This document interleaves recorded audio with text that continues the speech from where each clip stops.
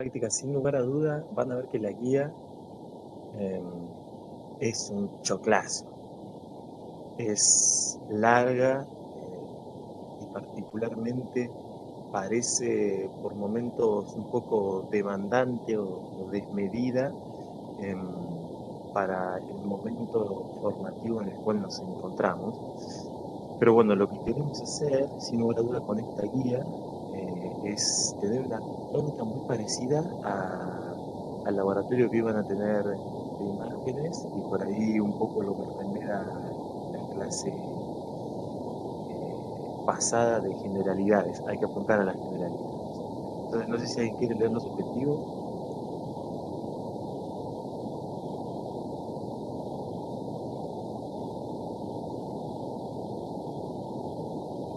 Yo los leo si quiere, profe. Bien. Dale. Dice, reconocer las Agus, estructuras. Agus, te interrumpo un cachito. ¿Quién está grabando? Que a mí, Agus, aquí no Agus, tiene. Agus. Listo, Ella le perfecto. metió, tiene un puntito rojo, creo, ahí arriba del grabación. Adelante, Bien, Agus. ahora sí. Dice, reconocer las estructuras principales del encéfalo en los diferentes métodos de imágenes, repasar las distintas técnicas de imagen y los aportes de la resonancia magnética y la tomografía, comprender la fisiopatología del traumatismo de cráneo, aplicar adecuadamente la escala de Glasgow para la indicación de imágenes y decisiones médicas, desarrollar un criterio fundamentado para la selección de los distintos métodos de imágenes, reconocer los distintos tipos de daño cerebral postraumático y conocer las potenciales secuelas. Bien.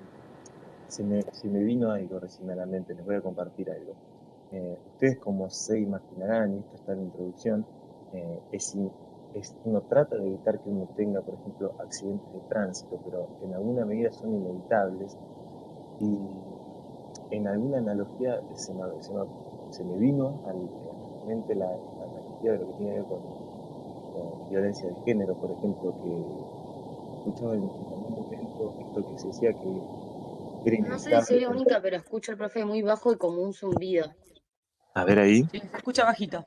a ver ahí. Ah, ahí mejor, sí.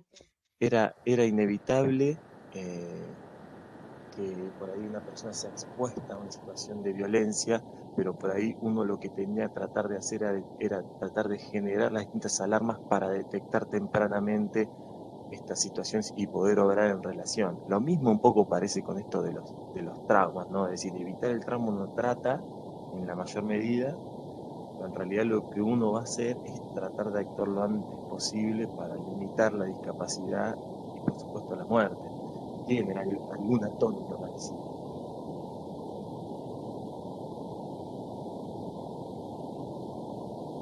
Bueno,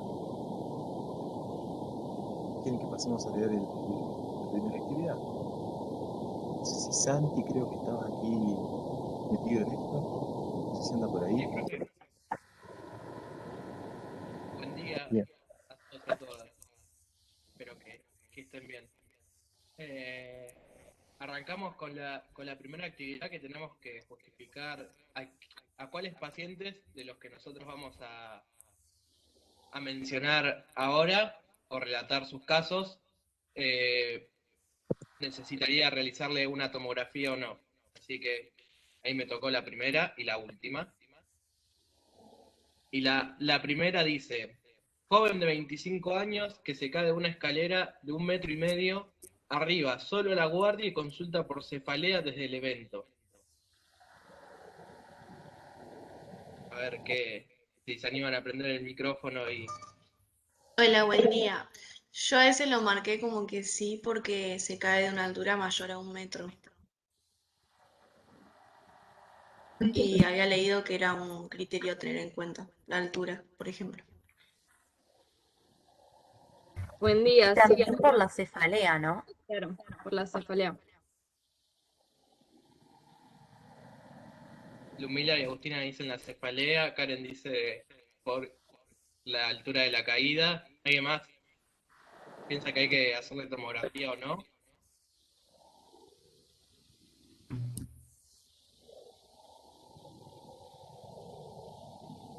O sea, en el consenso canadiense mencionaba el tema de la altura sobre 1 metro, o sea, de 1 metro o más.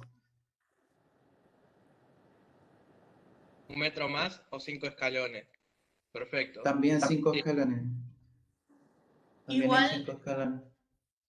igual sería con la cefalea también, ¿eh? No, me parece que son las dos cosas. No es una o la otra. perfecto. Perfecto. Lo de la cefalea aparece en los criterios de New Orleans, que son distintos a los canadienses. Uno tiene más sensibilidad y otro tiene más especificidad. ¿Saben cuál tiene cada uno?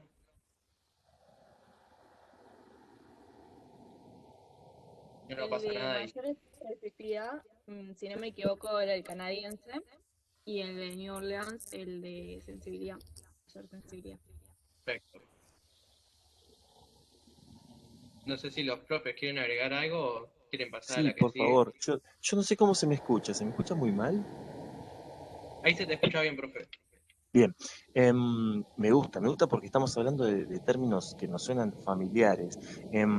Cuando uno tiene un estudio, por ejemplo, que es muy sensible, yo recuerdo esta mnemotecnia que decía Barbie, su capacidad para detectar enfermos, y esto por ahí es una pregunta que se puede colar por ahí en algún parcial. ¿Cuándo es realmente útil ese estudio? Es decir, si el estudio, por ejemplo, ¿cuál es la fortaleza? Si es muy sensible, va a tener muchos falsos positivos. Cuando tengo un negativo, me va a ser de utilidad. ¿Recuerdan alguna analogía de alguna situación? Eh, a ver, ¿alguien tiene alguna idea, hace Eh, una mención de algo de eso? Creo que em, la gran sensibilidad está muy buena para hacer la detección de los que son enfermos, o como por el tema de no tener falsos negativos, ¿no? Una alta sensibilidad indica falsos negativos, baja falsos negativos, entonces significa que aunque tenemos una población detectada como positiva, que puede ser que sea sana, estamos más o menos seguros que todos los que están enfermos fueran, por así decir, detectados como enfermos, ¿no? Ahí después viene el test de especificidad para poder descartar estos que en la verdad pueden ser falsos positivos, ¿no? Buenísimo, me encantó. Entonces, y voy a agregar un poquito más, como es muy sensible, cuando nos es un resultado negativo y no hay falsos negativos, realmente son verdaderos negativos, entonces, bueno, nos descarta, podríamos decir, nos deja tranquilos de que no nos comimos ninguno porque justamente el método detecta a todos los que han tenido una lesión o tienen la potencialidad de tener una lesión, incluso se puede confundir con algunos sanos, pero bueno, justamente los estudios de screening tienen esta cualidad. Yo siempre me acuerdo, todavía no lo hemos visto, pero no sé si ustedes recuerdan el ELISA a la seropositividad, es un método de screening. A uno generalmente, no sé si alguno tuvo la posibilidad de hacerse en algún momento, uno se queda tranquilo cuando le da negativo. ¿Por qué? Porque es un método de alta sensibilidad y la presencia de falsos negativos es sustancialmente baja. Entonces, bueno, algo tiene que ver con esto de la sensibilidad y los tamizajes, ¿no? Muy bien. Y una pregunta más. Ahora, en la situación clínica hay una viñeta que dice que esta persona joven llega caminando solo a la guardia, por lo tanto uno puede entender que su motricidad está en alguna medida conservada, que probablemente habló con el policía que lo recibe hoy en día y le esteriliza las manos y le controla la temperatura, y probablemente habló con la enfermera del triage y bueno, y venía dirigiendo la mirada y demás. ¿Esto en qué nos posiciona? ¿En qué hago referencia cuando también hablamos de esto, un mecanismo de alta intensidad, o cuando hablamos de síntomas de cefalea? ¿En qué cosa uno está haciendo, tal vez inconscientemente? ¿Qué está determinando? Que tiene un buen estado de Faltaba el Glasgow, está determinando que tiene un Glasgow superior, cercano a Perfecto. 15 en este caso, porque si no, no hubiera llegado solo, no hubiera podido conversar. Perfecto, muy bien. Muy bien. Esto en Como- alguna... Sí, No, que también esas cosas lo va a condicionar en que se considere como trauma leve. perfecto. Esto que decían ahí en la bibliografía al inicio, el trauma leve es lejos, lejos, lejos, lejos, lo más frecuente. El trauma craneoencefálico leve supera el 90%, por lo tanto, si hay algo que uno tiene que tener lubricado, es el trauma craneoencefálico leve. Realmente uno sabe que de estos cuadros es un porcentaje menor el que evoluciona a cuadros con necesidad de resolución neuroquirúrgica, que en alguna medida, y esto lo vamos a ir viendo un poco más adelante, es el motivo que nos convoca acá, ¿no? Esto que tener hacer el diagnóstico lo antes posible, con la mayor certeza posible, para limitar las lesiones y, en última instancia, evitar la muerte. No sé si alguien quiere decir algo más, si no podemos pasar al siguiente. No sé si tenía Santi ganas de seguir leyendo alguno más o no, si no, continúo yo. No, profe, iba a aclarar eso que aclaró usted de la sensibilidad y la especificidad. En este caso, por ahí recordar que la sensibilidad es sensibilidad de la persona que necesita neurocirugía, es decir, de las personas que necesitan neurocirugía, con los criterios de New Orleans, que tienen 100% de sensibilidad, vamos a realizar de neurocirugía a todas las personas que la necesiten y no se nos van a escapar tanto, coloquialmente.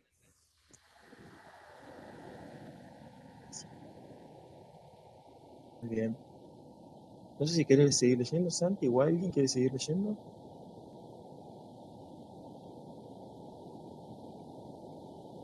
Sí, no tengo problema, no sé si estaba Helio en esta. Perdón, tengo una duda entonces, antes Sí, de seguir. ¿Con cuál de los dos criterios tendríamos que manejarnos? ¿O hay que tener en cuenta ambos? interesante. ¿Qué te parece a ti? ¿Ambos? Podría llegar a ser una respuesta adecuada. Parece ser que si uno tiene, y esto les va a pasar, a nosotros nos pasa mucho, por ejemplo, cuando en años anteriores vimos, por ejemplo, el screening de carcinoma de cuello uterino y las distintas sociedades que avalan los distintos screening y a qué edades, no hay un consenso tan claro. Entonces uno tiene la posibilidad, y esto va a ser siempre en la medicina, incluso uno lo puede poner en la historia clínica, según el consenso tal, el paciente cumple los criterios para realizar una TC y punto. Mientras que uno tenga la capacidad de citar algo que no salga, siempre decimos en el Villique, ¿no? Porque yo era pibe, estaba en Villique, pero ahora no sé cuál es el análogo, el Rincón del Vago, mientras que no sea unos lugares así y uno sea una sociedad reconocida, adelante. Generalmente la complementación suele ser la respuesta más completa, ¿no? De hecho, si vas al artículo más adelante, hay una tercera opción que es como una revisión de los dos anteriores, de los criterios que están antes. Right. Claro, como que los junta a todos. Sí, genial. Muy bien. ¿Querés leer el siguiente, Helio? Bueno, dice, paciente de 55 años, anticoagulado, por una fibrilación auricular que presentó caída de su propia altura y no recuerda qué ha hecho ese día desde que se levantó.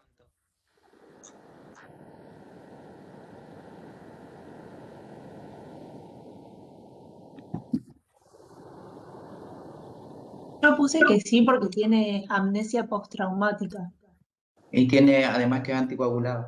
anticoagulado. Claro.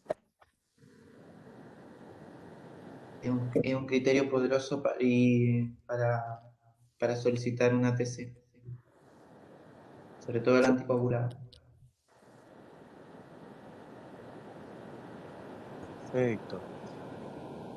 Coincidimos en que estos casitos son como rápidos como para hablar un poco de TEC leve, pero en realidad nos faltan un montón de datos y nos falta examen físico y nos falta otras cosas más. Pero bueno, si quieren como para ir progresando, los pacientes anticoagulados en realidad lo que hacen generalmente, clásicamente con warfarina sinocumarol, son antagonistas de vitamina K. Recuerdan que los factores 2, 5, 7, 9 y 10 me parece que eran, son vitamina K dependientes, son los que alargan el tiempo de hemoglobina, esto lo vieron si no me equivoco en el 3. Y generalmente el RIN se prolonga. El objetivo es RIN 2.3, es el TP del 100%, es cerca de un TP de un 25-30%, lo que hace que ante mínimos golpes pueda tener sangrado. Entonces, sin lugar a duda, esta persona va a ser candidata a hacer una tomografía, a indicar una tomografía, y más aún con esta clínica, ¿no? Estamos teniendo un juego entre los factores predisponentes y la clínica. No sé si quieren decir algo más, si no progresamos. Si quieren seguir leyendo.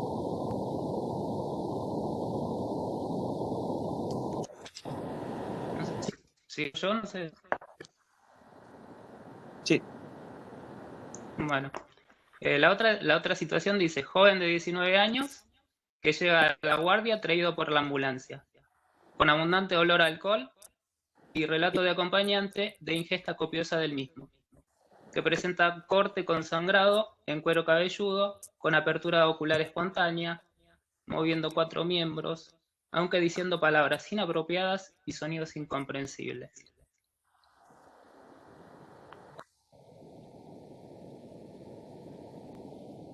Bien, ¿qué les parece este caso? A mí me parece que tiene un Glasgow menor a 13, porque está usando palabras inapropiadas, sonido incomprensible, y eso le daría una respuesta verbal baja. Además que está alcoholizado, y dice que en los criterios habla sobre la intoxicación por droga.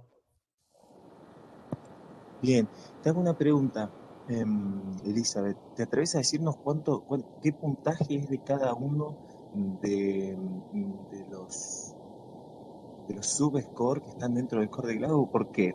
Y esto Movimiento. Sí, por favor, adelante. Movimiento ocular tiene 4 puntajes, verbal 5 y motor 6. Desde la lucidez máxima hasta la no respuesta.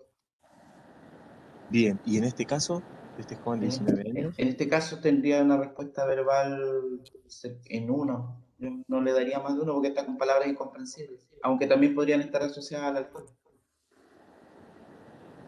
Bien, recuerden. Pero no sería entonces puntaje de 2 en 1, porque 1 sería que no respuesta. O sea, 1, perdón. 2, tienes razón. Perfecto. Entonces, sería, a ver, esto porque uno pregunta, ¿por qué es totalmente distinto que te digan, el paciente tiene un Glasgow de 12, 13, 14 y nada más? O que te digan desmenuzado, porque en realidad el score de Glasgow lo que intenta hacer es buscar un idioma común, en realidad técnico, para que haya una adecuada correlación interprofesional y por lo tanto se pueda dar una adecuada asistencia a la persona. Es totalmente distinto que venga una persona en una ambulancia que tomó un grupo de accidentados en la ruta 2 y que lo deje en una guardia y se vaya y no te diga nada, que te diga, no, mira, tiene un score de Glasgow, este tiene un score de Glasgow de 13, este tiene un score de Glasgow de 10, este tiene un score de Glasgow de 7. Totalmente distinto. E incluso totalmente distinto que te diga, este tiene un score de Glasgow de 13 y tiene 4 de apertura ocular, tiene 4 en relación a su capacidad de expresión verbal y tiene, no sé, 3 de movimiento de miembro. No sé si la cuenta me dio bien.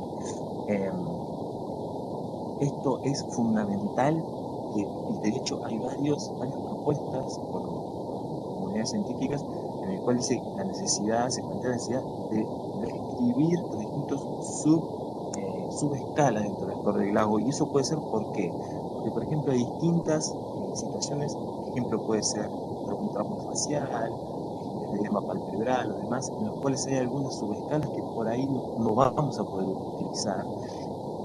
Independientemente de eso, tener cualquiera uno puede poner una escala que es no evaluable y no tener un stock final, pero en forma simultánea puede tener las siguientes o las escalas remanentes y poder seguir haciendo, podríamos decir, un seguimiento evolutivo fiable, y más aún cuando tenemos, y esto es particularmente útil cuando uno sostiene la escala muscular, podríamos decir, o de movilización de los miembros y demás. Perfecto. Como para aclarar eso. Muy bien. Y en este caso, ¿cuál es el rol del alcohol o la intoxicación por sustancias? ¿Por qué se le involucra como criterio para hacer una tomografía? En realidad, este caso viene como metido en el medio justamente porque es algo que acontece y les va a pasar si están en una situación de guardia y va a aparecer ahí que está alcoholizado. Esto es prácticamente inevitable. Más ahora por ahí no que hay tanta restricción. Básicamente se presentaba y más aún en verano. ¿Cuál era el rol de estos agentes tóxicos? ¿Alterar el estado de conciencia sería? Realmente lo que hacen es nos inhabilitan en alguna medida la capacidad de tener un score de Glasgow que sea fiable, porque en realidad nosotros no sabemos si es que si tiene estas alteraciones porque tiene un daño neurológico o porque se tomó una botella de ginebra. No lo sabemos. Entonces, ante la incapacidad de tener una escala de Glasgow validada, o por lo menos fiable, perdón, lo que podría llegar a ser, no sé, un falso positivo, podríamos decir, no podemos confiar en este instrumento, tenemos que hacer en la imagen. La tendencia es hacer en la imagen. Ahora bien, yo les podría decir, y esto viene más del ámbito asistencial, una persona que viene tal vez alcoholizada, lo primero que se podría hacer es colocar una zona nasogástrica, hacer un lavado gástrico, utilizar jabón activado, y suelen tener mucha recuperación en forma rápida y por lo tanto podría existir un escenario intermedio. Pero bueno, esto ya viene un poco más de la asistencia. Pero creo que su respuesta ha estado bien, sin ninguna duda ha estado bien. Profe, una pregunta. Sí. ¿El corte con sangrado en el cuero cabelludo también cuenta como criterio? Porque leí que decía traumatismo por encima de la clavícula, pero no sé si eso corresponde. No creo que en este caso sea el criterio más fuerte. De hecho, hay algunas guías que sitúan, por ejemplo, un Glasgow de 15 con un pequeño scalp, que es una pequeña elevación, no muy importante, ¿no? Una pequeña elevación del cuero cabelludo, y lo sitúan dentro del grado 0, que es aquel que queda en observación inicialmente sin la imagen. No sé si le subimos algunas guías que tenían que ver con conductas. Hay una guía italiana que generalmente es la que se anda reproduciendo y se toma como patrón. No suele ser el parámetro más fidedigno. Sin lugar a duda tiene más que ver con en este caso con la intoxicación de sustancias y con la imposibilidad de valor.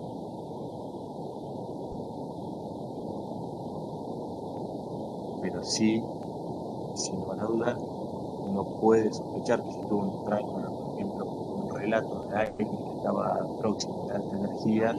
Marian, Sí. perdón que interrumpa, por ahí cuando te alejas un poquito del micrófono, se te va un poquito la voz y parte de las explicaciones queda como en un sonido muy bajito. Yo no sé aparte si me Ahí la se te mandé escucha perfecto. cuando compartí pantalla, creo que puse compartir con multimedia, porque estaba ahí escuchando música y compartiendo música con ustedes. Creo que también me quedó medio tocado, pero no importa. Bueno, ¿quedó claro? Continuemos. ¿Les parece bien?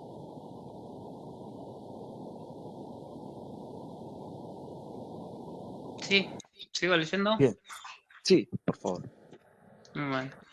Persona de 30 años que sufre trauma en moto, embestido por vehículo. El conductor de coche refiere que, luego del accidente, la persona presentó sacudidas de brazos y piernas, con los ojos dados vueltas, que se orinó y luego quedó sin respuesta. Al momento de su evaluación, se encuentra vigil y orientado en tiempo y espacio. Moviliza los 4 miembros y se mantiene sentado, aunque refiere estar un poco embotado, con dificultad para concentrarse.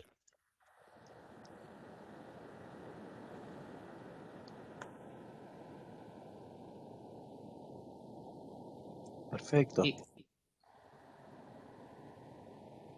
¿Qué le parece que le pasó a esta persona? Supongo que sí está indicado por la convulsión y porque ya es un mecanismo, creo que decía, ¿cómo era? Mecanismo peligroso el tema del accidente del vehículo. Me encanta. Elio, no sé si querés compartir algo, si no yo les puedo decir algún comentario en relación a este caso.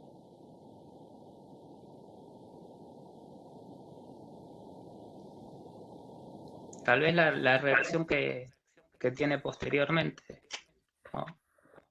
Que dice que se encuentra embotado con dificultad para concentrarse. Qué bueno Y esto. Sí, adelante.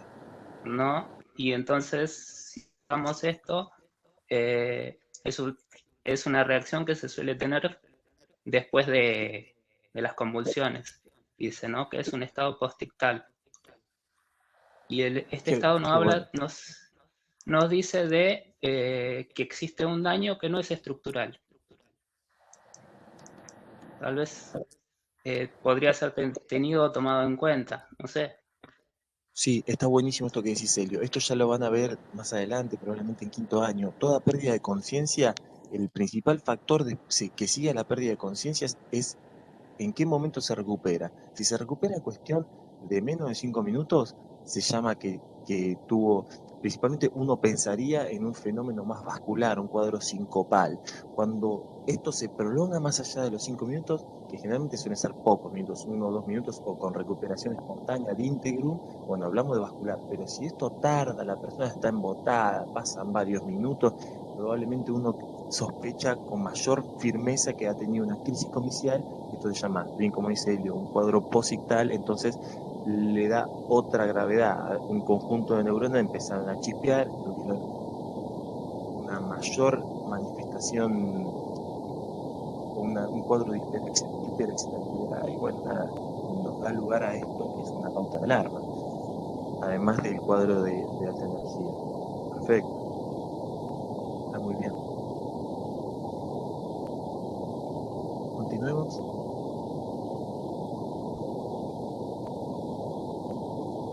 No sé si había alguien más anotado para leer. Si no, sigo yo. Bueno, si podés, si algún estudiante también lo quiere hacer, adelante también. Yo si quieren leo.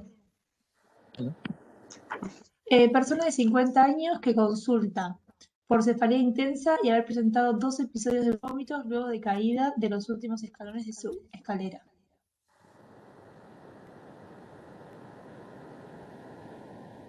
Bien, está bien cortito. ¿Nos querés decir algo, Lu, en relación a eso? Sí, yo puse vómitos porque presenta vómitos y cefalea, entonces le indicaría una tomografía computarizada. Perfecto, está muy Y bien. tiene más de 2 episodios de vómitos, que era también en criterio, pero más de uno. Digamos, si tenía solamente un episodio de vómitos, no se consideraba, pero como acá ya tiene 2, sí lo consideramos. Lo que no Bien, sabemos muy bien es cuántos metros cayó, pero bueno, si tuviéramos ese dato también lo podríamos tener en cuenta. bien. Karen o Lucía, ¿se atreven a leer inmediatamente ahora el caso siguiente y podemos evaluarlo a ver qué diferencia tiene con este? Sí, yo leo. Dale. Paciente que presenta cefalea muy intensa en la mitad de la cabeza, que lo lleva a recluirse, asociado a vómitos luego de golpear con la puerta, luego de golpearse con la puerta de la alacena. Al conservatorio dirigido nos cuenta que esto es una constante en él, que siempre le duele la cabeza de esa forma cuando se encuentra muy estresado. ¿Les parece que es similar al anterior?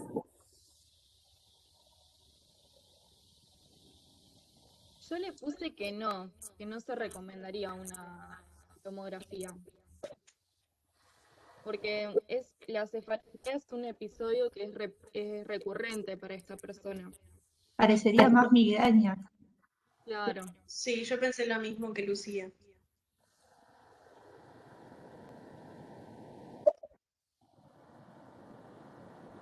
Bien, no sé si alguien quiere compartir algo más, si opina lo mismo.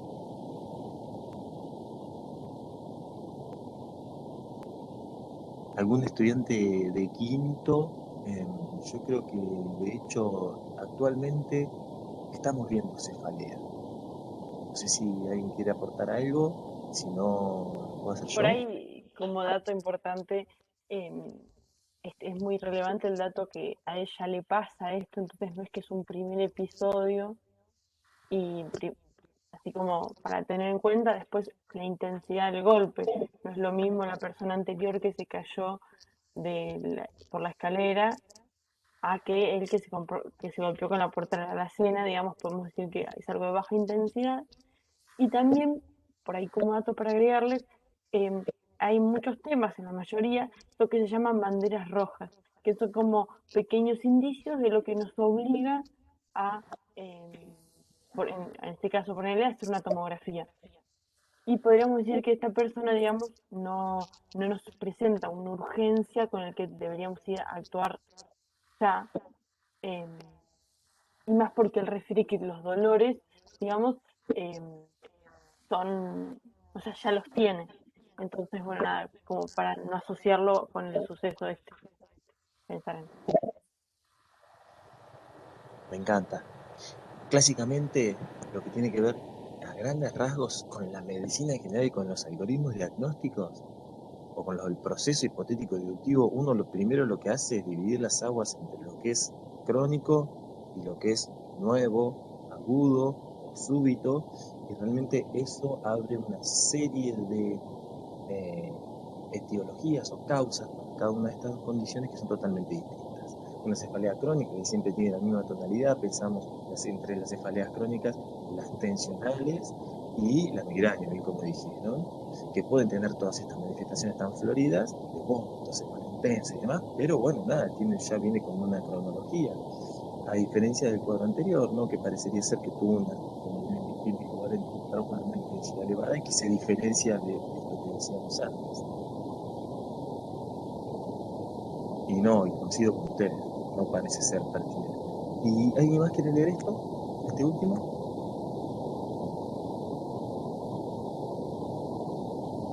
Bien, lo leo, profe. ¿Algún estudiante que quiere? ¿Algún compa? Joven de 32 años, docente de la Escuela de Medicina que consulta por dolor de cabeza en la zona de la nuca, que se extiende hasta la base del cuello y al omóplato derecho, refiriendo dificultad para girar la cabeza por dolor. Refiere haber chocado cabezas con un estudiante en un partido de fútbol. Desde entonces se queja airosamente con palabras comprensibles.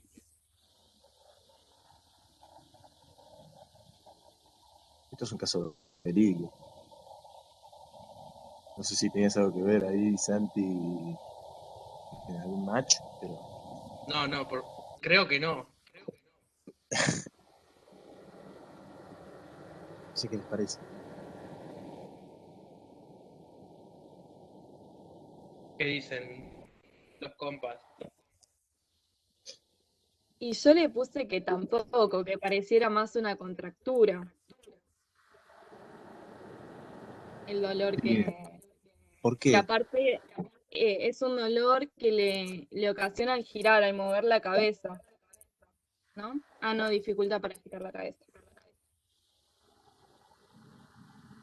Pero después tiene estado de conciencia, habla. Perfecto. Supuestamente tendrían un rasgo de 15 en 15 y el trauma es de baja energía, parecería inicialmente, o por lo menos de no tan alta energía.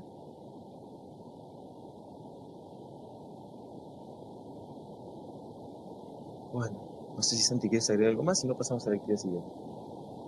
No, que digamos, siempre cuando uno analiza dolor, utilizar el Alicia, que es una forma de ubicarnos y también nos orienta muchas veces a distintos diagnósticos. No sé si lo conocen al mnemotecnia de Alicia, esa aparición, localización, irradiación, concomitantes, y me sale los que alivian el dolor, intensidad y atenuantes. Ahí está. Vale, genial. Buenísimo. Buenísimo, Santi. Gracias. ¿Quieren que continuemos? Veamos la siguiente.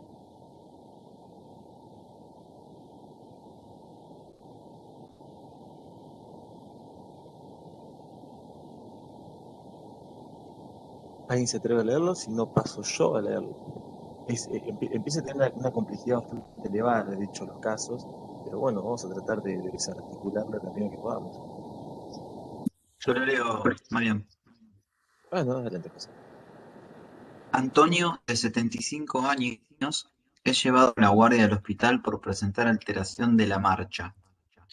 El familiar le cuenta que Antonio tiene antecedentes de diabetes mellitus e hipertensión arterial, que se realiza controles de salud y en la última consulta lo medicaron para el colesterol.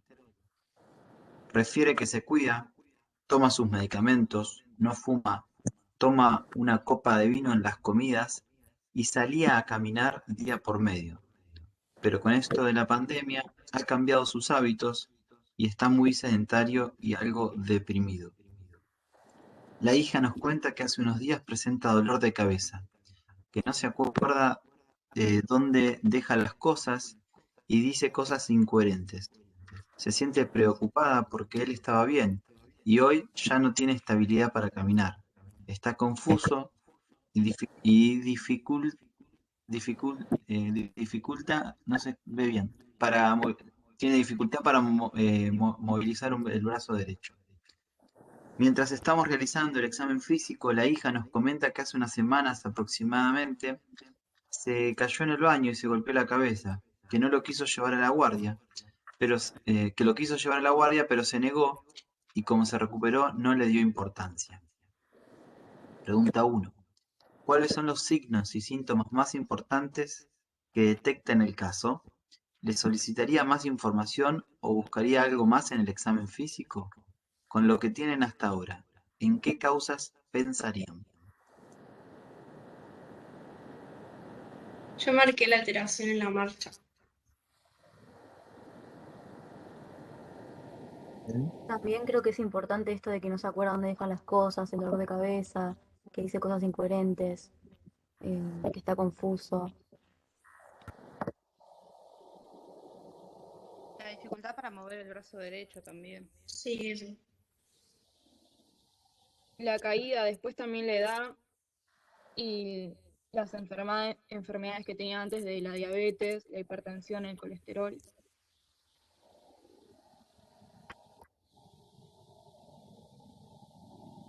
Perfecto. Me parece muy bien. A ver, en la práctica y más aún en lo que tiene que ver con adultos mayores, todo lo que tiene que ver con independencia, es decir, si tiene la capacidad de manejar dinero, o si vive solo, y por supuesto lo que tiene que ver con las actividades de la vida diaria, que si recuerdan lo que tiene que ver con desgaste y envejecimiento, está muchas veces representado en el score de Bartel, tiene que ver, bueno, si se puede higienizar solo, se puede alimentar solo y demás. Si es una persona que era independiente, autoválida, empieza a tener un cambio marcado, agudo, nuevo, uno no va a pensar a grandes rasgos que está desarrollando un síndrome demencial, que es una demencia. ¿Por qué? Porque las demencias son cuadros lentos, crónicos, progresivos. Esto fue nuevo, entonces todo lo que es nuevo en medicina es potencialmente reversible.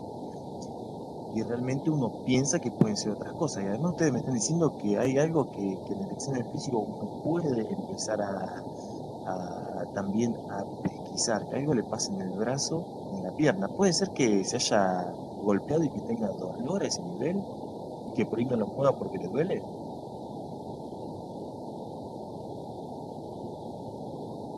Lo que pasa es que se golpeó la cabeza, no dice que se haya golpeado como todo el cuerpo. Aparte, bueno, no sé acá si no lo dice, a ver, si es el brazo derecho y la pierna izquierda, o es al revés, o es del mismo lado.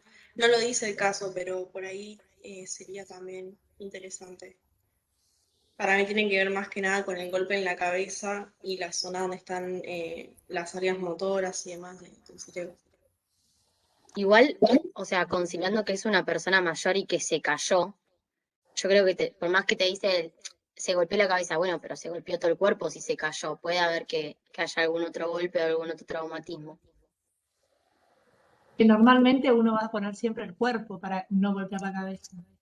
El tema es que igual él hace una semana se golpeó. No sé cuánto tiempo va a estar con dolor. Por ahí no es. Capaz que ya pasó bastante y ya debería sentirse mejor y no podríamos como atribuirlo al golpe. Me parece a mí. Va, por lo menos así lo interpreto. Y también me parece interesante como preguntar si hay otro mueble en el baño, porque no es lo mismo por ahí golpearse con el escalón de la ducha, de la bañadera o de las manos, que caer al piso, que quizás al caer al piso sí llegas a poner las manos. En cambio, si te aparece un mueble repentino, el golpe es distinto. Y también si, bueno, esto de si vivía solo, si cuando se cayó alguien lo pudo asistir, alguien pudo verlo para constatar si perdió o no la conciencia, si se recuperó inmediatamente. Buenísimo, qué interesante esto que hace referencia.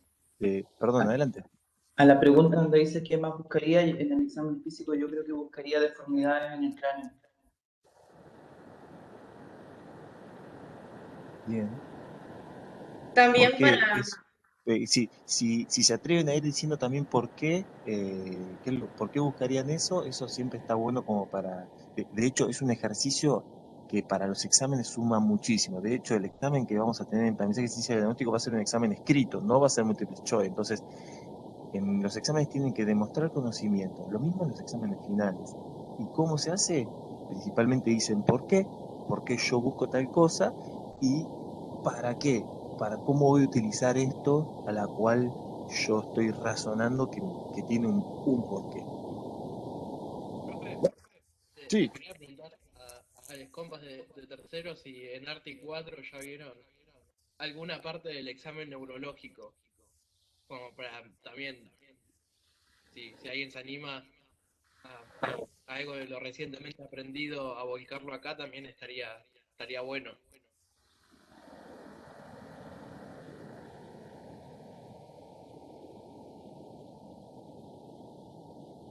Sí, vimos. Pasa que hay muchos conceptos que estuvimos viendo virtual estas últimas semanas que cuesta ponerlo un poco en práctica o entenderlo a profundidad. Sí, se fueron como posponiendo también a cuando comencemos la presencialidad.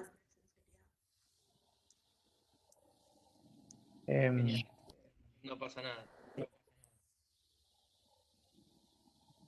Profe, algo que se podría preguntar también, podría ser si esto es la primera vez que le pasa, porque si es la primera vez que le pasa, sí lo puedes atribuir por ahí al golpe, a la caída, pero si ya es algo que le viene pasando, capaz los dolores de cabeza, la confusión y eso, por ahí puedes pensar en otra cosa. A mí también hay algo que me quedé pensando, que si vemos que el paciente de golpe está más deprimido, está más desatento y él controlaba su medicación tanto de diabetes como de la hipertensión arterial, también hay que tenerlo en cuenta. Porque por ahí la hipertensión no la está controlando y eso se puede atribuir al dolor de cabeza. No sé, me parece que está bueno tenerlo en cuenta. Si era tan independiente y de golpe como que retrocedió las medicaciones, hay que ver cómo lo está manejando. Yo en el caso pensaré que puede ser que tiene un accidente vascular y, y desde ahí intentaré entender si es esto, desde dónde, como por los exámenes físicos, neurológicos, se puede intentar entender si tiene dificultad con este brazo, para dónde más tiene dificultad, cómo está la sensibilidad de los dermatomas del brazo, después mirar cómo está los pares craneales, la sensibilidad de la fase y los ojos, si puedes seguir, si pierde algún campo visual. Y no sé, pero pienso que puede ser eso, puede ser un accidente vascular y por la característica y por lo que es la historia clínica, ¿no?, del paciente, pero no sé. Me parece que, como bien dijiste, lo clave de este caso primero es pensar la edad. No estamos hablando de una persona de 40 años, de 20 años, es una persona de 75 años. entendiendo y teniendo en el fichero las patologías prevalentes y también cómo se desenvuelven las patologías en los adultos mayores. Y también lo importante que es tener al lado a un familiar. Esto de preguntar, bueno, ¿esto es algo que ya le pasaba? ¿Tu papá se suele olvidar o vos lo notaste más en esta semana? Para poder ser, es parecido a lo que hablamos antes, ver si lo podemos adjudicar a este caso puntual o ya son cosas propias del envejecimiento de la persona, normales, que se olvida alguna cosa, y también como, digamos, como muchas veces entidad ocurre que ante algún problema de salud que tienen los adultos mayores, que pueden entrar en cierto síndrome de confusión, a lo que se puede adjudicar. Entonces, me parece muy bien primero la anamnesis con el acompañante y lo que la persona te puede decir. Si está medio en confusión va a ser medio complicado, pero bueno, también uno analizar cómo es esa confusión. Después pensar en cuáles podrían ser las principales causas, muy bien como dijo Víctor, estaría muy bien pensar en algo vascular. Y entonces si pensamos en un traumatismo leve, en esta persona mayor, adulto mayor, que podríamos usar de corte, mayor de 65 años, estaría indicado, ¿no? ¿Qué opinan? Y sí, porque ya el Glasgow lo tenés disminuido, entonces sí. Aparte ella, la hija dice que esto le pasa hace unos días, todos estos síntomas, y la caída fue hace unas semanas, entonces sí se podría correlacionar la caída con el tema de la presentación clínica. Sí, aparte que la cefalea que tiene también, aparte de la edad, también nos diría que le hagamos. Y hago una pregunta. Yo quedé pensando en eso, ¿no? De esta hipótesis de ser un accidente vascular. Me parece que muchas veces suele pasar que puede ser un episodio como agudo, ¿no? Pero también puede ser que, eso pregunto, puede ser que algunos casos tienen pequeños episodios que van como progresando por un pequeño, como en un tiempo más o menos determinado, ¿no? Pero como se va agravando el cuadro con múltiples accidentes que van llevando a cabo, no sé si eso pasa también. Los acompaño. A ver, generalmente el accidente cerebrovascular es de un momento para otro y se manifiesta de esa forma. No hay cuadros como de angina se van amagando. No, el ACV viene y se instaura. Sí es verdad que por esto se hace referencia, hay ciertas demencias que tienen con microinfartos que van progresando, pero por ahí para ser unicista, y creo que es lo que uno están queriendo hacer, es tomar los datos, y esto es un sesgo que uno tiene que muchas veces es útil para el diagnóstico. Uno quiere tomar todos los datos y ser unicista. Entonces, uno detecta que es posible que, siendo unicista, que tenga un déficit neurológico, es decir, que todo calce junto, esto que tenga una debilidad si llega a ser del mismo lado, del miembro del brazo, que puede ser una paresia brachiocrural, que tenga también algo de confusión. Uno piensa en un déficit neurológico que podría ser vascular o no vascular. Dentro de lo vascular está lo traumático o lo no traumático. Lo no traumático, con sus antecedentes, sería el stroke o ACV. Lo traumático sería la vinculación con la cronología que tenemos antes. Esto puede ser un poco elevado, pero yo creo que esto está bueno tenerlo presente. Y después recupero algo que hicieron referencia antes. Siempre está bueno volver a las herramientas que uno tiene, porque por esto esto es un poco más avanzado, lo que hacían referencia a Glasgow. No tienen Glasgow 15 en 15 sostenido, por lo tanto nos vamos a inclinar por la mente. ¿Qué neuroimagen utilizarían? Y posteriormente vamos a ver algo más de eso. Yo le puse que recomendaría una resonancia magnética, ya que evalúa las posibles hemorragias. Si tiene una hemorragia no crónica, en este sentido de hace una semana, sería el mejor método para evaluarlo, ya que la tomografía no lo evalúa bien. Bien, ¿alguien quiere decir algo más? Si piden lo mismo que Ludmila.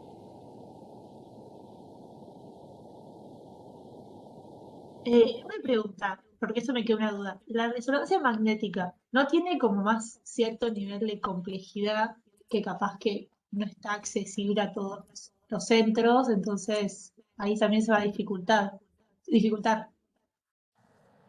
Totalmente, disponibilidad de recursos, suma Lucía, y por ahí tenemos una limitante en ese sentido. ¿Alguien quiere aportar algo más?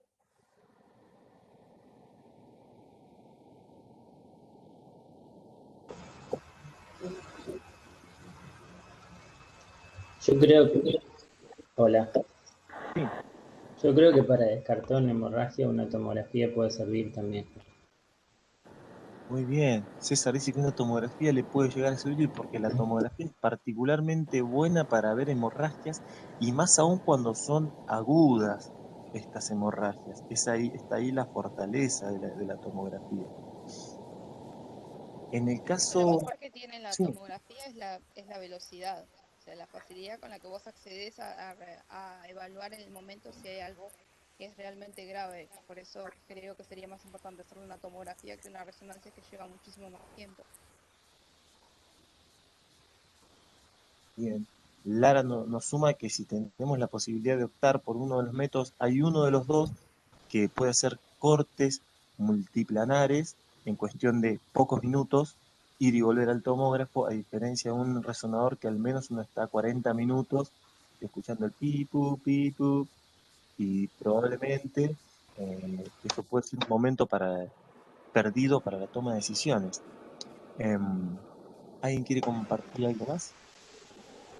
O sea que a esta posible hemorragia la tomamos como aguda. No lo sé, ¿qué opinan? Para mí lo que se tendría que descartar es una hemorragia subdural por el traumatismo craneal que tuvo. También otra desventaja que tiene la resonancia en esta persona que, digamos, posiblemente no, no pueda acatar bien las órdenes y la resonancia requiere que la persona se mantenga quieta durante mucho tiempo y puede ser una imposibilidad en esta situación.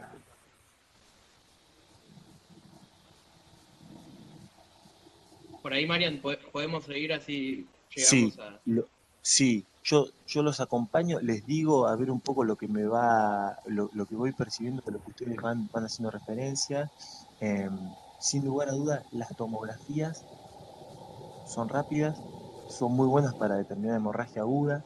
En este caso, justamente en este caso, parece ser que dice que hace unas semanas se cayó en el baño. Entonces, no estamos dentro de las 72 horas o dentro de la semana, por lo tanto, hiperagudo o agudo, podríamos decir que no es, por lo tanto, entramos en un escenario donde la resonancia podría tener una mayor injerencia o por lo menos nos podría dar un poco más de información, cosa que cuando es en el momento agudo o hiperagudo no es discutible eso, en el momento agudo o hiperagudo es la tomografía. Entonces, este escenario, y bien como hacían referencia ustedes, un poco tiene que ver con la disponibilidad de recursos. Si uno tiene para optar por una resonancia magnética y el paciente lo permite por su grado de excitabilidad por ahí o su confusión, bueno, nada, estaría bueno hacerlo sin lugar a duda, y si no, la tomografía sin lugar a duda como método inicial es muy buena también. Yo creo que en las instancias de examen, si uno justifica lo que pone, y esta justificación tiene su peso, y más aún recordando que la instancia que vamos a tener de evaluación tiene un poco, va a tener esa tónica, eh, siempre que esté justificado va a ser contemplado. Nosotros nos sentamos y leemos lo que ustedes escriben, no es que es una máquina lo que se pone a escribir, lo que se pone a corregir, perdón. Profe, Sí, no, que también hay que tener en cuenta que la ventaja de la tomografía es que podés ver con más nitidez la parte ósea. Entonces, si te un TEC, va a ser más diagnóstico una tomografía para ver el cráneo que una resonancia. perfecto. Bien. Bueno, y tenemos entonces un Perdón, punto. Sí, Entonces, o sea, sé que no hay una respuesta exacta y que no buscan que digamos eso, pero entonces, si decimos que haríamos una tomografía, le damos sus ventajas, que es rápida, nos va a servir para ver si hay una hemorragia, podemos ver la parte ósea, pero sabemos que si estamos en un hospital y que tenemos un montón de recursos, si el paciente lo permite, una resonancia nos va a brindar mucha más información. ¿Eso sería correcto? Eso sería correcto, nos permitiría llegar a caracterizar otro tipo de lesiones con mayor definición, ejemplo, como ahí comentó Claro. un compañero, ciertos diagnósticos en relación a la, a la evolutividad. Bien. Pero recuerden que en lo agudo, generalmente lo agudo en la medicina, y esto, por ejemplo, lo vimos en la unidad que tenía que ver, por ejemplo, con diarrea, que hablábamos de una diarrea aguda, una subaguda o prolongada y una crónica, siempre lo agudo estamos dentro de las 2 semanas. Eso que les quede a grandes rasgos, ¿no? A pesar de que las guías, bueno, puedan tener puntos de corte, eso es como una buena práctica, recordar eso. Bueno, Por ahí, Agus, de lo que sí. dijiste, Agus, estuvo muy bien recién. Lo único que, si estás anotando, lo único que te diría que anotes es lo del tiempo. Porque fuera de que no, o sea, por eso en lo agudo es lo que recién lo nombramos, por eso en lo agudo es lo que más nos sirve, es por la rapidez, la resonancia se toma su tiempo. Bien, gracias, Valen. En relación a este estudio, ¿qué estudio le parecen que es? ¿Qué contestaron?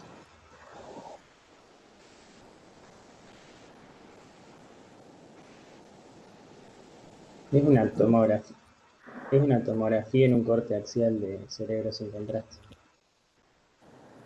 Perfecto. Muy bien, César, esa es una muy buena forma de empezar. Y este gesto que hiciste tiene que ver con el gesto que le vamos a pedir hoy en el laboratorio de imágenes. Primero, mencionar qué método es. Segundo, mencionar de qué parte del cuerpo es. Tercero, mencionar en este caso si tiene o no contraste. Lo siguiente sería cuál es el corte. Sí, un corte axial. Perfecto. Esa sería una muy buena forma de empezar un examen, sin lugar a duda. Y después, posteriormente, ¿vieron algo de lo que tenía que ver con la sistemática de evaluación de estructuras cerebrales?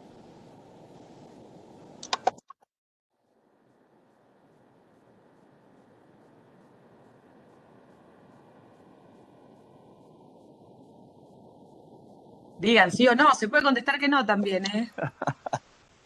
Bueno, por ahí No era una cuestión de que iba a pasar algo si decían que no. eso por ahí, nada, es algo bueno, por ahí se empieza a ser un poco muy elevado lo que le estamos pidiendo, pero es interesante. Si Yo había quieren, leído sí, lo de que se evalúan las estructuras, ¿cómo era? Intercraneales, puede ser. Estaban las intracraneales dentro del cráneo. intraaxiales. A ver, no. Sí, intracraneales, sí. Lo de intraaxiales y extraaxiales y después lo de las estructuras que son óseas, aéreas y después las blandas. Bien, Eso había visto. perfecto.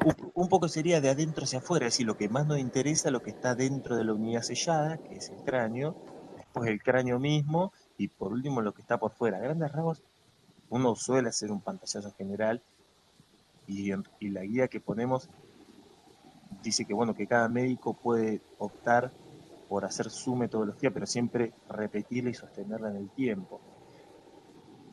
A grandes rasgos, pueden ver algo de esta imagen. Hay una metodología de esto que habla de, en lo que tiene con las lesiones intracraneales, siempre una buena forma de iniciar es ver si hay alteraciones de la simetría. Recuerden que el cuerpo tiene esta fortaleza que podremos dividirlo arbitrariamente en 2 mitades.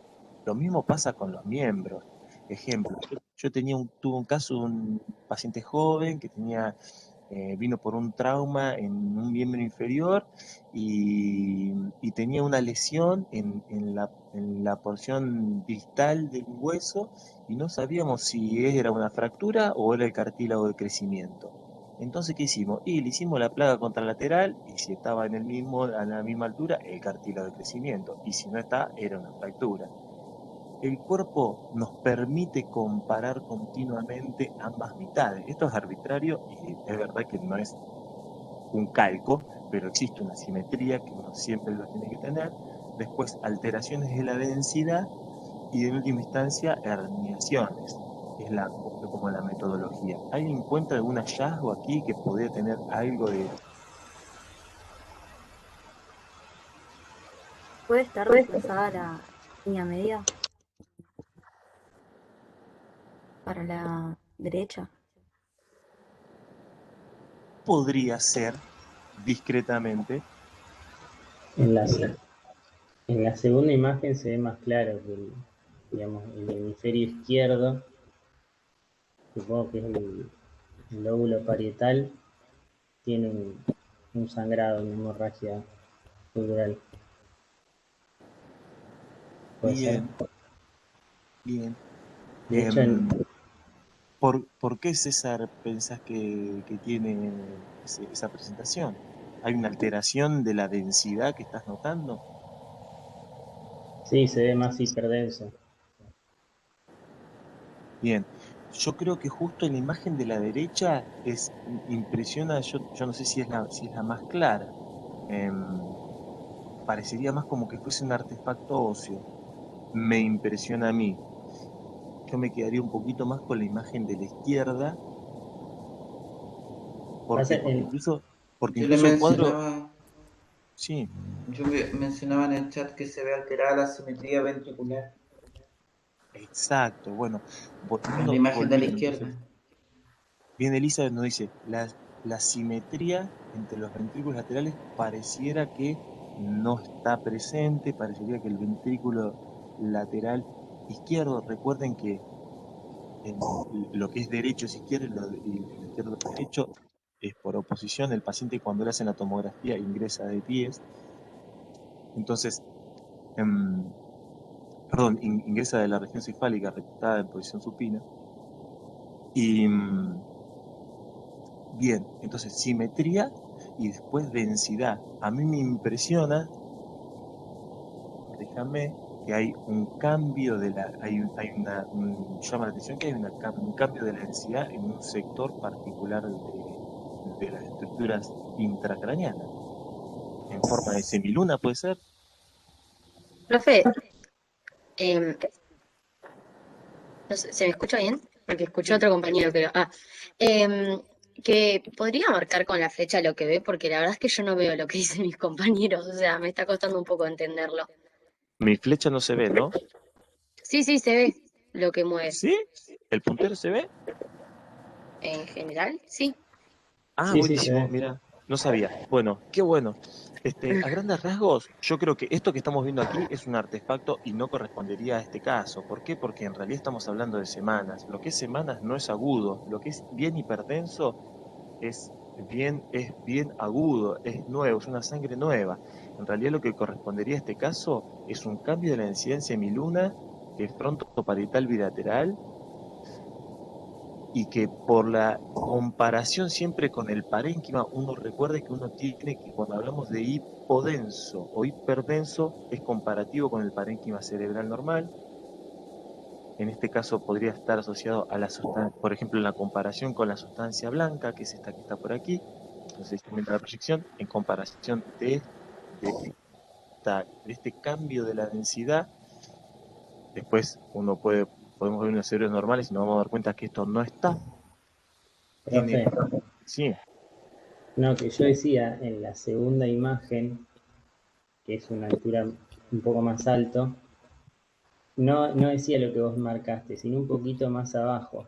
Ah, mirá, tenés razón, aquí se ve, ¿Ves? perfecto. Claro, eso sí es una hemorragia. Lo de arriba puede ser más óseo, pero lo de abajo es una hemorragia, me parece. Perfecto, bien, muy bien, gracias César.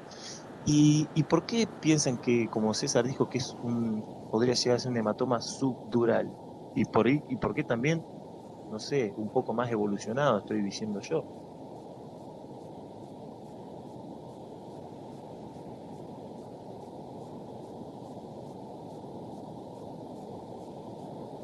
Por lo general los sangrados que provienen de traumas son subdurales, creo. No estoy seguro igual. Está debajo, es un sangrado que está por debajo de la dura madre, digamos. Bien. ¿Y qué connotación trae eso anatómica qué nos condiciona? ¿Cuál es la morfología del sangrado por estar por debajo de la dura madre? ¿Y qué pasa cuando los sangrados están por arriba de la dura madre? No, Va a es depender qué arteria afecta, si es la arteria meningia o la arteria cerebral media, que es la más frecuente. Bien. y es la forma en que está contenida la sangre vista en la tomografía. O sea, cuando tiene una forma de semiluna así, es muy típico de un subdural Perfecto. que Y se además contiene. recuerden que la dura madre se inserta en las cisuras, ¿bien? Por lo tanto, va a dar ese patrón de imagen lenticular biconvexa que es propio del epidural, y como se encuentra por debajo los sangrados, lo que contemplamos como subdurales, eso no va a estar contenido por esta inserción de la dura madre en las cisuras y van a tener esta forma de semiluna. ¿Bien?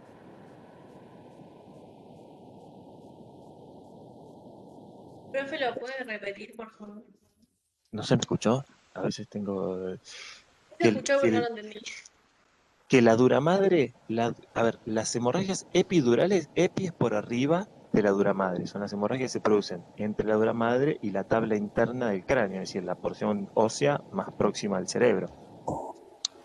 Como la dura madre se inserta en las cisuras, eso produce un patrón que es justamente que más allá la sangre no progresa, da ese patrón bilenticular, como si fuese un lente biconvexo, que ahora después vamos a ver algo de eso, a diferencia de las hemorragias subdurales que están por debajo de la dura madre, por lo tanto, esa suerte de contención por inserción de las cisuras en las cisuras no está presente, entonces la sangre se extiende más allá y da este patrón de semiluna.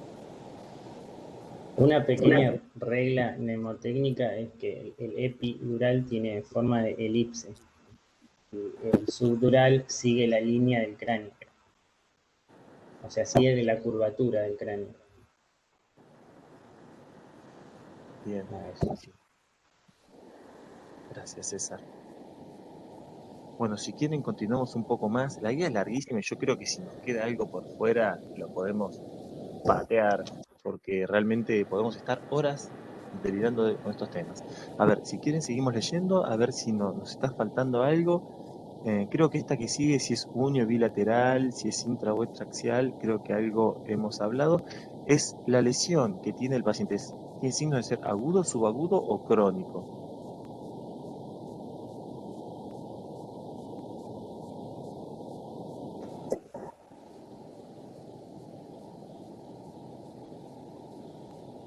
¿Les parece que es aguda? Ahí tira una aguda. Profe, lo agudo se veía hiperdenso. ¿Era? Hiperdenso. Entonces no sería crónico. Bien, al menos podemos decir que no es agudo, de eso seguro, que se vería prácticamente una densidad similar a la del hueso. De hecho, si citan la bibliografía van a ver que las ventanas que hay que esto está bueno también a veces citarlo en cuanto al método, hay una ventana para parénquima, que en este caso es una parénquima encefálico, hay una ventana ósea y hay una ventana que incluso se llama subdural, que nos permite diferenciar los subdurales agudos, que son pequeños, del hueso, que está tan próximo, porque suelen tener una densidad bastante parecida. En realidad, uno recuerda las unidades Hanfield, la sangre es menor, estaría entre los 70 y las 100 unidades Hanfield, y el hueso es mucho mayor. Pero sin lugar a duda lo que podemos llegar a la conclusión es que esto no parece inicialmente agudo, parecería ser o podría ser subagudo o crónico. Eso después creo que nos ayudaría más la resonancia, pero lo que podemos decir es que esto nuevo de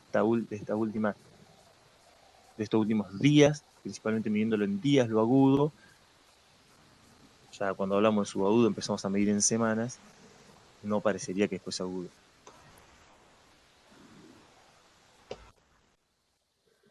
Les ayudo porque el tema es complejo. Si en algún momento alguno me quiere convocar en silencio, me parece que está bien también.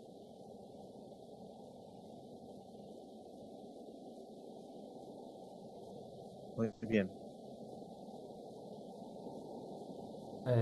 La 2, yo leo. Bien, gracias. Bueno, situación clínica 2. Usted se encuentra de guardia en el Hospital Internacional General de Agudos. Le avisan que van a ingresar a una pareja de jóvenes que presentaron un accidente en moto en la ruta. Ingresa en estado de coma. Luego de realizar las medidas de asistencia generales, usted solicita estudios de imágenes a ambos. Y la primera nos pregunta, ¿qué estudios solicitaría? Una tomografía. Perfecto. Esto está cantado para que quede claro. Si hay Es un un proceso agudo. total. Eso te canta. Gracias. Sí, Eso que lo más importante para determinar la tomografía quizás es determinar el tiempo. Si al ser un accidente en ese momento, a lo mejor es hacer directamente.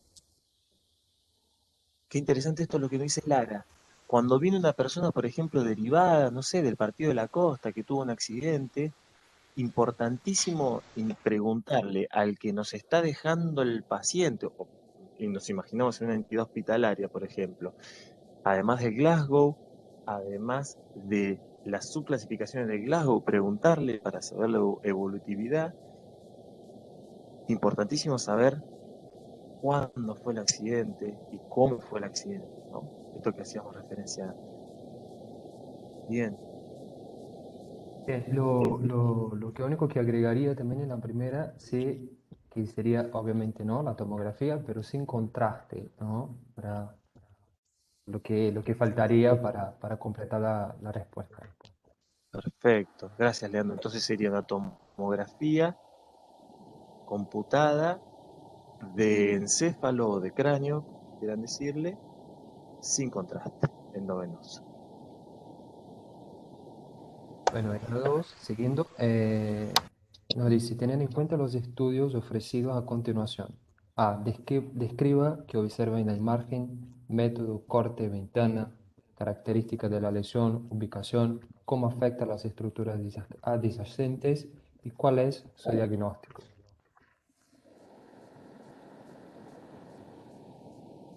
Comente las características generales de la lesión que acaba de diagnosticar y nos trae la imagen.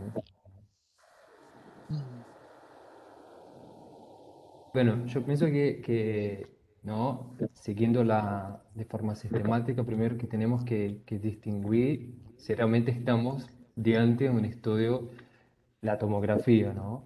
Y podemos saber eso observando la hiperdensidad ósea, que observamos el hueso bastante blanco, ¿bien? Y la ventana, ¿en qué ventana estamos? Estamos en una ventana ósea, parenquimatosa, de pastas blandas. En este específico estamos mirando una ventana parenquimatosa. Observen que podemos distinguir bien los surcos, el parénquima. Y luego observar si notamos alguna característica que nos llama la atención en este parénquima. Si hay alguna lesión hiperdensa o hipodensa. ¿Qué piensa? ¿Qué pueden tirar? ¿Qué pueden decir al respecto? Hay una lesión que es hiperdensa. Supongo que debe ser una hemorragia aguda. Bien, ¿y a qué lado, qué hemisferio estamos? Podemos ya aprovechar y ubicar también dónde está esa ¿En el lesión. izquierdo sería? Bien, muy bien. ¿Y qué tipo de lesión? ¿Sería una lesión intraaxial o extraaxial? Intraaxial. Muy bien, entonces, mire que vamos siguiendo, ¿no? Que estamos mirando a qué nos lleva, a qué ventana, qué lesión y a dónde está. Y después eh, se está afectando. ¿Qué podemos decir que nos afecta esta lesión intraaxial, intraparenquimatosa? Esto ya tirando un poquito de anatomía, ¿no? Bien, acá él y ella pone que el tálamo, muy probablemente. Y una cosa que yo me olvidé es a qué corte estamos mirando. Por ejemplo, a la izquierda, ¿qué corte sería? Axial, Axial. Y el segundo, a la derecha, coronal. a un corte coronal. Muy bien. Entonces, a ver, tenemos una lesión intraparenquimatosa hiperdensa al hemisferio izquierdo que pero a mí la impresión no está desviando la línea media. Si observa, viste, la línea media está básicamente intacta, ¿no? Yo no sé qué opina, pero sí está ocasionando una obstrucción de los ventrículos. Bien, claro, esta lección intraparenquimatosa que después van a decir qué es, pero ya estamos hablando, ¿no? Es un hematoma intraparenquimatoso, que es una lesión hiperdensa, que se caracteriza blanca, que no está desviando la línea media, pero sí hay una obstrucción de los ventrículos. Bien, no sé si quiere agregar algo más, si quiere decir algo más.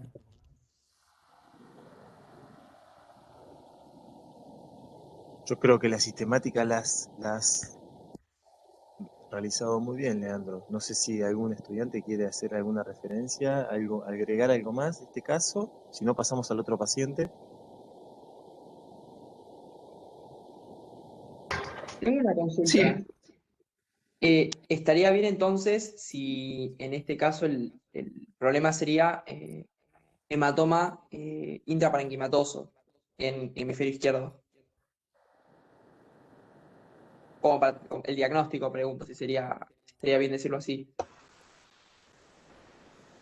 Perfecto, gracias. Exactamente. También. Igualmente, recalco, el ejercicio que nosotros estamos buscando es el que hizo Leandro. Arrancar desde cero, qué estudio es, qué parte del cuerpo es, qué cortes son, qué ventana estoy usando, cómo está, si veo algo, la alteración de la densidad, si veo alteración de la simetría, ese proceso el que nosotros nos parece más valioso antes de en última instancia saber cuál es el diagnóstico, pero entiendo que está bueno para darle el cierre. profe, a mí me quedó una duda de la imagen anterior. Sí. Las manchas hiperdensas que se observan en los ventrículos, ¿qué representarían en sí? Líquido, porque por ahí dijimos un hematoma, pero no logro asociarlo con las manchas de hiperdensidad. Bien. ¿Qué podría llegar a ser? A ver, ¿alguien sabe qué cosas se presentan hiperdensas en la tomografía? ¿Qué se ve hiperdenso en la tomografía de cráneo? La El hemorragia. líquido, por ejemplo. Sangre, dijo alguien ahí, hemorragia, perdón. El calcio y el metal, ¿no era? Exactamente, esas tres cosas a grandes rasgos son, entre esas tres cosas tenemos que ir pensando. ¿Qué podría ser esto? Creo que en el chat alguien dijo algo ahí. Y en este caso, bueno, descartaríamos una calcificación y bueno, un metal también. Claro, Victoria, acá en el chat te pone que había puesto hemorragia intraventricular. Puede ser las arterias coroides. Daño en el plexo coroide. Hay sangre adentro del ventrículo lateral izquierdo, aparte del intraparenquimatoso que condiciona el tálamo y el lóbulo parietal izquierdo. Claro, yo creo que Presencia de calcio dentro del cerebro, no, al menos en ese corte no parece, salvo todo el cráneo, ¿no? ¿Haces imágenes, César? ¿Tenés ahí algún antecedente Sí. de haber? ¿Qué haces, César? ¿En dónde trabajas? En la columna. Soy Ah, radiólogo. qué bueno, qué bueno. Gracias, César. Sí, tus aportes son buenísimos. Gracias. Invitémoslo a la cátedra, a la unidad de asignatura de aprendizaje. No, yo a un par de compañeros le dije que si necesitan ayuda con esto, que sé que es bastante denso para algunos, no tengo problema de que me mande mensaje. Sí. No tengo ningún problema. Sí. César, ¿se te puede ver la cara o no? Sí, Dale, pon la cara. no, Escúchenme, Lo estamos sí, viendo todos, recalco un poquito Bastante. lo que dijo Mariano en un principio. Acá tenemos un especialista justo, no queremos llegar a ese nivel, no es el objetivo de esta de esta unidad de tamizaje. Sí, volvemos a insistir con este recorrido, con las interpretaciones en relación al caso, con la elección del examen complementario, acuérdense como decíamos en otros tiempos, lo bueno, bonito y barato, siempre vamos a lo que tenemos cerca, a lo más rápido, a lo de menor complejidad posible, siempre que sea útil y acorde, a justificarlos, y el orden en la lectura de las imágenes, ¿sí? Digo para que no se abrumen, si por ahí hay compañeros que la tienen como re clara, no es no es lo que apuntamos nosotros en esto. César, vos tenés que aplicar todo y seguir enseñándonos, pero el objetivo de esta clase es un poquito más básico, si se quiere, ¿sí? sí, o Como de sea, entender generalidades de lo que son las imágenes y vas a agregar y todo y va a estar espectacular, pero necesitamos bien esto de las bases, de saber describir la imagen que vemos, ¿sí? claro, es diferenciar lo normal de lo patológico. Después Sí, el tal cual. título de qué es cada patología es tarea del médico radiólogo, ¿no? Creo que en esta materia lo que tenemos que saber es qué estudio pedir, qué es lo ideal para el paciente, para nosotros como médicos que no somos radiólogos, y nada, y saber diferenciar qué es lo normal y qué es lo patológico. Después el título lo va a poner el especialista, ¿no? Muy bien. Yo me quedé con una duda respecto de las dos últimas cuestiones. ¿Qué es la principal diferencia entre una hemorragia que es aguda y una que ya es crónica?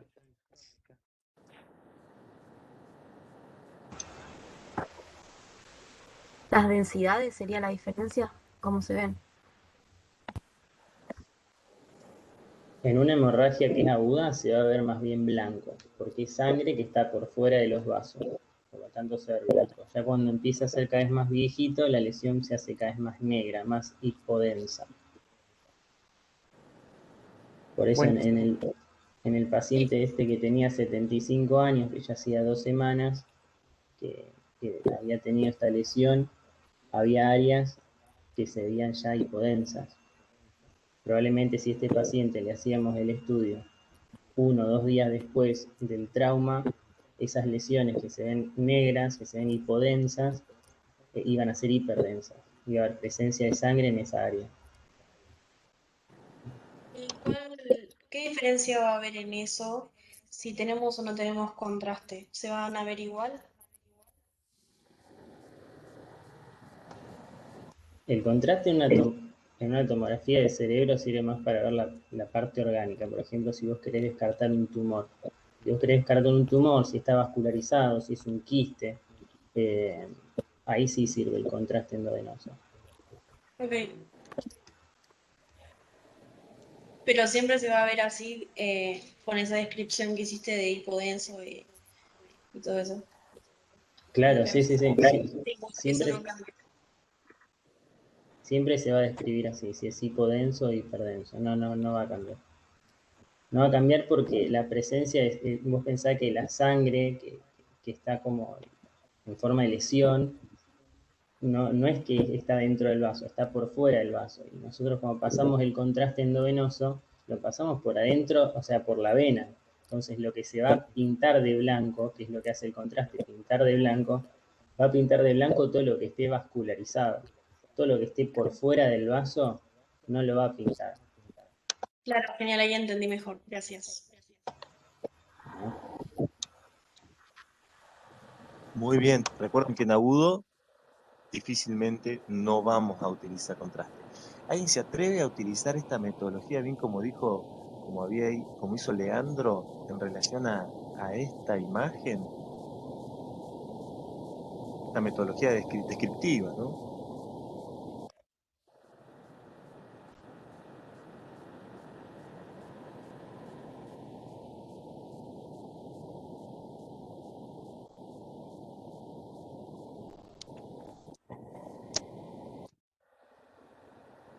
No sé si Leandro los o las querés ayudar. A ver qué están compartiendo. A ver, no sé si pusieron algo en chat.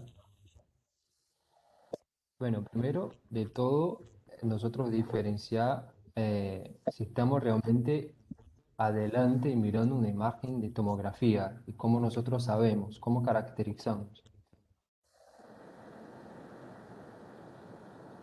Y el A ver, hueso. tenemos el hueso y la característica del hueso es Blanco. hiperdensa, Perdense. blanca, se ve blanca, hiperdensa. Bien, luego identificamos la ventana. ¿Qué ventana estamos? ¿Una ventana ósea, una ventana parenquimatosa o una ventana de partes blandas? Ventana parenquimatosa. Parenquimatosa, muy bien. La ventana ósea no se va a mirar, no vamos a mirar el parénquima. Hay una imagen después, vamos a llegar, en la guía hay, que el parénquima está totalmente negro, no se ve, no se distingue nada. Bien, acá el parénquima sí podemos observar. El hueso, como bien dicho, está hiperdenso. Bien, luego identificamos macroscópicamente la anatomía. ¿Qué estamos mirando? Estamos mirando el encéfalo, ¿no? El cerebro. Bien, y después identificamos todo eso, intentamos identificar si algo que nos llama atención, alguna lección, alguna característica hiperdensa o hiperdensa, hipodensa o hiperdensa adentro de este parénquima o las estructuras que nosotros estamos mirando. De esto ¿Alguna de, cosa? A ver, creo que se ve una zona que está hiperdensa en lo que sería el hemisferio izquierdo, muy bien, justo por abajo del cráneo sería. muy bien, exactamente. De hecho, Entonces eso podemos... mismo como que estaría desviando la línea media, puede ser, y no se visualizan los ventrículos. Bien, ahí vamos a llegar, vamos a llegar. Entonces identificamos que tenemos una imagen hiperdensa, ¿no? El hemisferio izquierdo, podríamos más o menos decir a grandes rasgos, que está a grandes rasgos, no, que sí, que está desde el lóbulo frontal, el lóbulo parietal, ¿no? Anatómicamente. Y ahora, ¿qué estructuras esta lección estaría afectando? Que fue muy bien dicho la compañera que podría estar, ¿no? Que me impresiona que está desviando la línea media. ¿Pueden observar eso? Me dice, ¿sí? Que la línea media está desviada. ¿Desviada hacia dónde? ¿A la derecha o a la izquierda? A la derecha. Desviada a la derecha. Bien, entonces esa lección hiperdensa está desviando la línea media a la derecha. Qué otra característica nosotros podríamos decir que también está siendo afectada? ¿Qué otra estructura también podría estar siendo afectada? Hacer que no se vean las fisuras, o eso no se tendría que Bien, ver. sí, sí, también. ¿Y ventrículos? Y los ventrículos, o sea, los ventrículos están siendo, o sea, está ocurriendo una obstrucción de los ventrículos. ¿Ven? Entonces, y otra cosa que olvidamos más una vez es qué corte estamos mirando a la izquierda, El axial, el corte axial, y a la derecha, Coronal. Coronal. corte coronal. Entonces, básicamente, sería eso, a grandes rasgos, ¿no? Que corte, características que nos llaman atención. Y por último, podemos impresionar un diagnóstico que esta lección, esa característica hiperdensa en el hemisferio izquierdo podría ser. ¿Qué les ocurre? Hematoma subdural podría ser. Hematoma subdural, ¿por qué? ¿Por qué podríamos decir que es un hematoma subdural? Está muy Porque, bien. porque está como en forma de semiluna, como habíamos Una- dicho en el anterior. Bien, hay una forma de semiluna, ¿no? La sangre va a cruzar las suturas y a ver si no mire más nada. Exactamente. Muy bien. ¿Alguien quiere decir algo? ¿Quiere aportar algo más?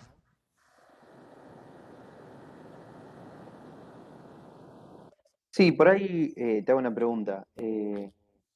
Se observa como una hipodensidad del lado externo por ahí de la bóveda del cráneo. ¿Eso puede ser por el golpe o a qué se puede deber? ¿A este nivel? Exacto, eso que estás marcando, sí. Ah,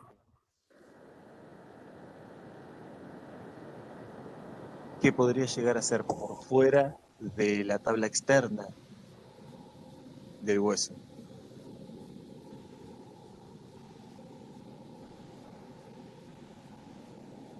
No sé si está bien, capaz digo cualquier cosa, pero puede ser fascia capaz.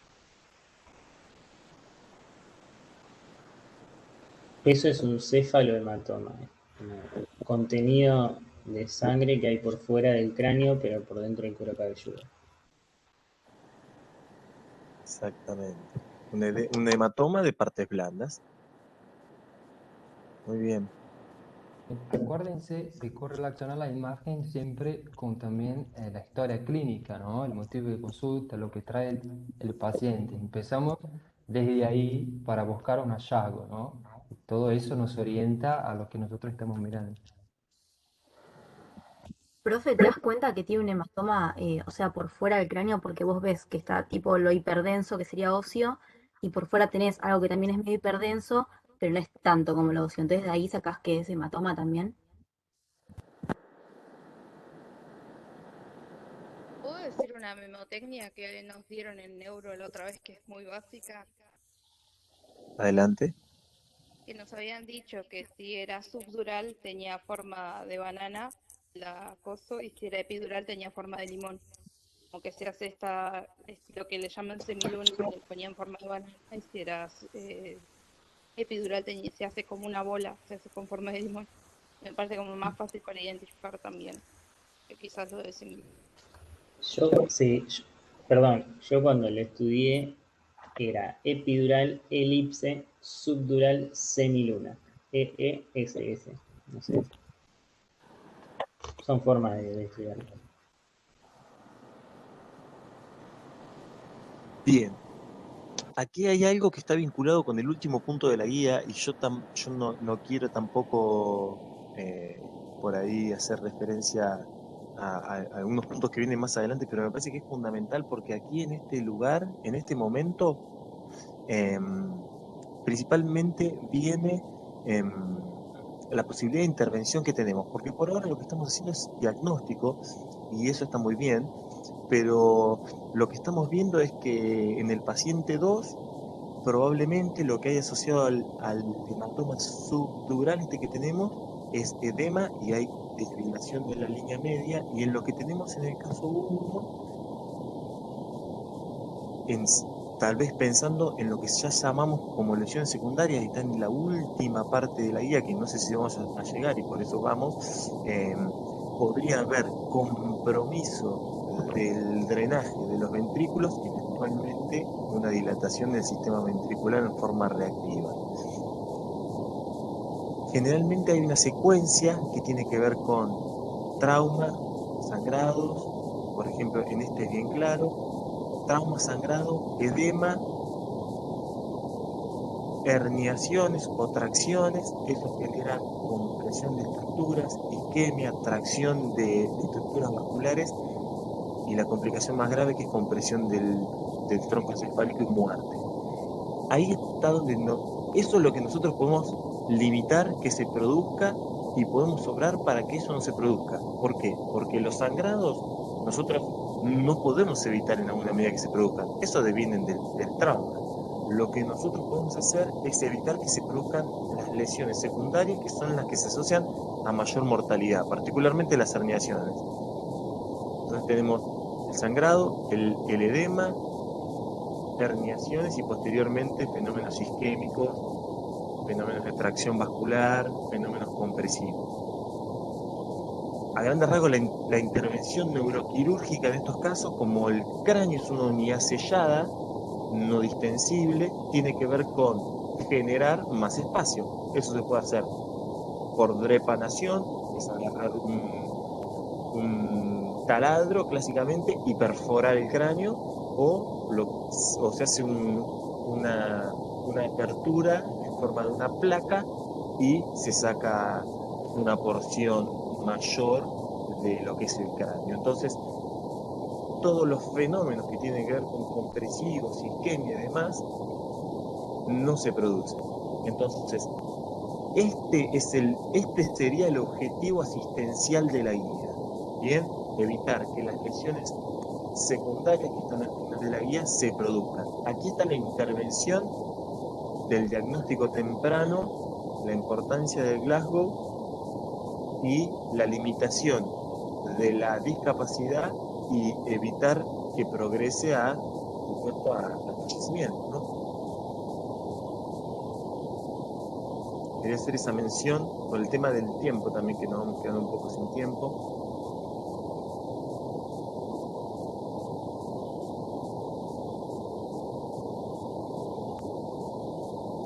No sé si quieren leer la situación siguiente, si les parece bien, como eventualmente última situación, porque ya estamos quedando en los últimos minutos.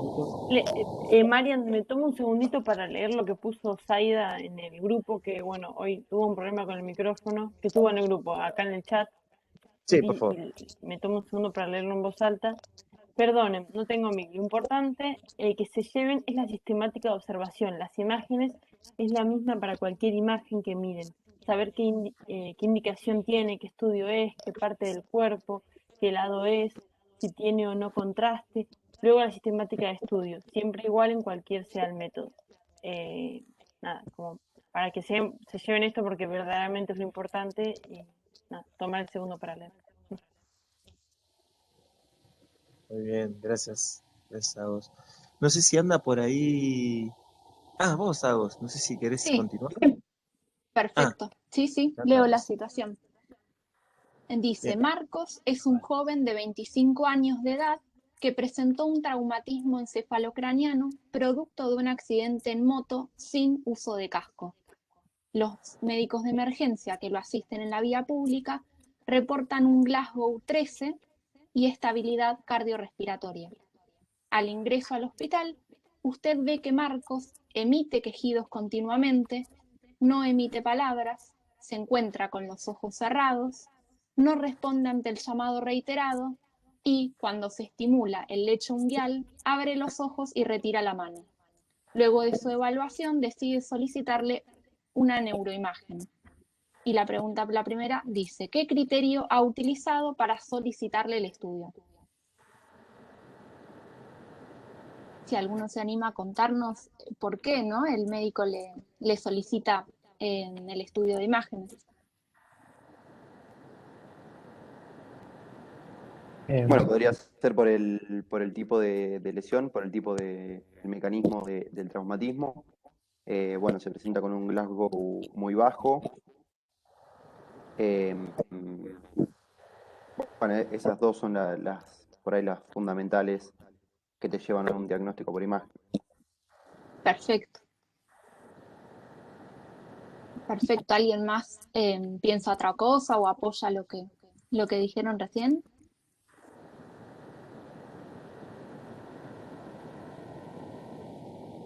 Ya dice que tiene un traumatismo desde el inicio, entonces, además de todo eso, ya tenemos que saber que como pediría el estudio para saber cómo está ese traumatismo, ¿no? Bien, por ahí también acá importante saber que, bueno, él tuvo el accidente en la moto, vinieron los médicos de la ambulancia y el Glasgow 13 obtuvo, ¿no? Que sería un TEC leve. Pero en el transcurso, desde donde tuvo el accidente hasta que llegó al hospital, por las características, ¿no? Que no emite, que emite quejidos y no palabras, que no responde al llamado y solo cuando se le estimula el lecho unguial, ahí podríamos sacar, ¿no? La escala de Glasgow y pensar que tiene un Glasgow menor, ¿no? Si sumamos la parte verbal, que podríamos darle un 2, lo ocular un 2, lo motor por ahí mucho no aclara cuánto le podríamos dar, pero bueno, ahí vemos, ¿no? La mala progresión del cuadro en el transcurso del accidente al hospital. Y bueno, por eso se podría llegar a solicitar en este caso el estudio de imágenes, que ahora vamos a ver cuál.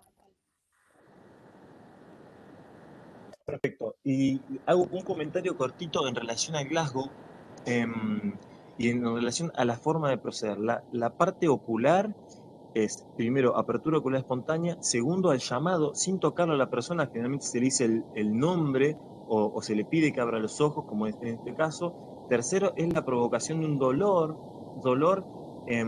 Hay muchas formas de provocarlo, clásicamente está la compresión del lecho unguial, a veces se dice que eso puede producir un poco de trauma. Está también lo que se llama el pellizco del trapecio, esto es algo en lo que tiene que ver con la bibliografía complementaria. Después lo que tiene que ver con la posibilidad de, con la actitud verbal, hace referencia a si el paciente se encuentra vigil, atento, posteriormente si está confuso. El fenómeno de confusión deviene, esto para desmenuzar un poco el Glasgow, que es un gesto que no hicimos, pero por este ejercicio lo trae. Confusión viene cuando la persona no está orientada en persona, tiempo o espacio. Uno le pregunta cuál es su nombre, le pregunta cuál es su edad, le puede preguntar dónde vive, y le puede preguntar dónde estás ahora, le puede preguntar qué año es, le puede preguntar, a veces es un poco más difícil, a veces se le puede preguntar, ¿te parece si es de noche o si es de día? Eso, cualquier alteración, cualquiera de esas tres que no responda bien, entra en la categoría de confuso, y después vamos descendiendo en la escala de Glasgow, y bueno, después el fenómeno motor, que tiene una tónica un poco parecida. Quería hacer esa aclaración. Continuamos. Perfecto. Pasamos, ¿querés a la 2? Dice, ¿qué estudio de imágenes le solicitaría a Marcos? ¿Qué estudio piensan que le tendríamos que pedir y bueno, ¿y por qué? Creo que una tomografía computarizada, porque es rápida y encima, o sea, primero es rápida, necesitamos saber rápido qué le está pasando al paciente, y encima estamos viendo que el paciente, el cuadro, o sea, tiene una mala progresión, entonces si no actuamos rápido, no vamos a saber cómo ayudar al paciente. Por ahí una resonancia tenemos que esperar 40 minutos, puede haber empleado mucho más. Perfecto, Sí, Agus. y además nos permite ver la condición del hueso. Exacto, claro, sí, en este caso le pediríamos la tomografía computada de cráneo sin contraste, como dijo Agus, en este caso porque es rápida, necesitamos actuar rápido y tener un diagnóstico precoz, y también porque la tomografía es muy útil para ver todo lo que es hemorragias, bueno, especialmente las agudas, como vimos recién, y también la parte ósea, ¿no? Para identificar fracturas, también es muy bueno. No sé si alguien quiere agregar algo más y no pasamos a la que sigue. Adelante, ahora. Dice, teniendo en cuenta el estudio ofrecido a continuación, describa qué observa en la imagen y cuál es su diagnóstico, y comente las características generales de la lesión que acaba de diagnosticar.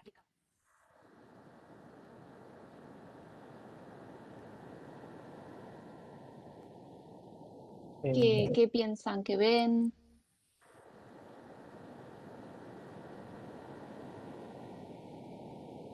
Bueno, Porque podríamos observar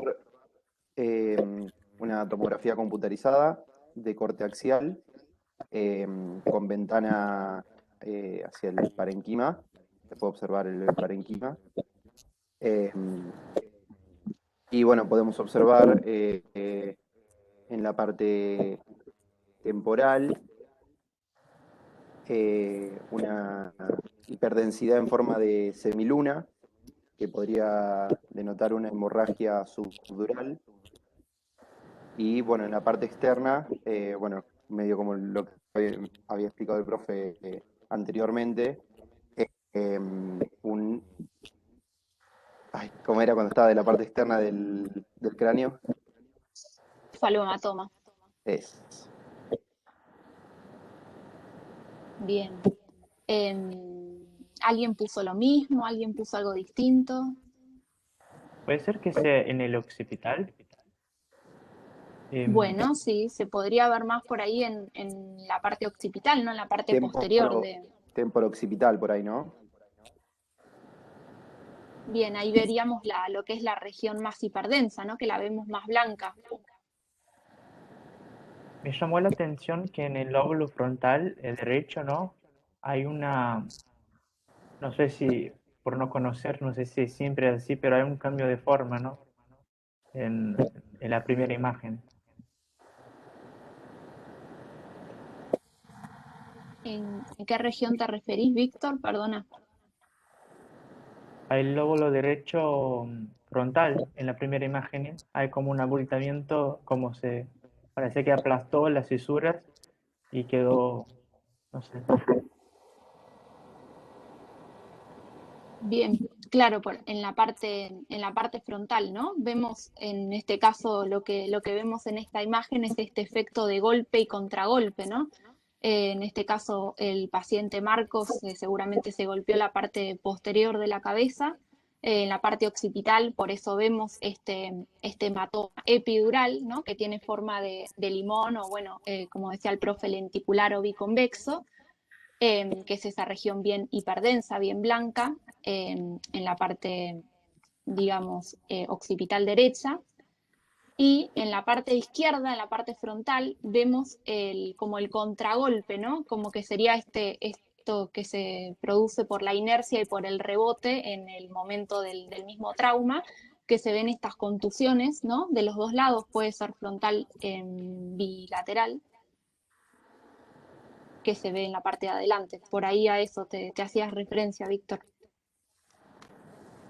Como vemos la lesión directa del trauma y después como vemos que por el rebote del mismo encéfalo que hace en el accidente se produce esta contusión hemorrágica en la parte frontal.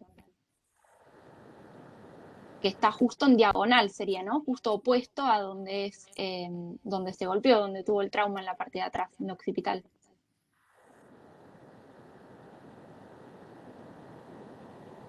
Y Y ahí veo también una asimetría en los ventrículos, no sé si ya lo había dicho Víctor, y después la línea media pareciera estar sin alteraciones. bien, sí, la línea media parece estar conservada, ¿no? Que no se ve el desplazamiento. Y importante entonces de acá recordar que es una tomografía, en este caso es de cráneo, con cortes axiales, que lo habían dicho al principio, y la ventana del parénquima, ¿no? Porque vamos a poder observar bien el parénquima cerebral, que ahora en las otras imágenes, por ahí vamos a ver otros tipos de ventana y la importancia, ¿no? Y que podemos ver que por ahí en esta no vimos. No sé si alguien quiere agregar algo más.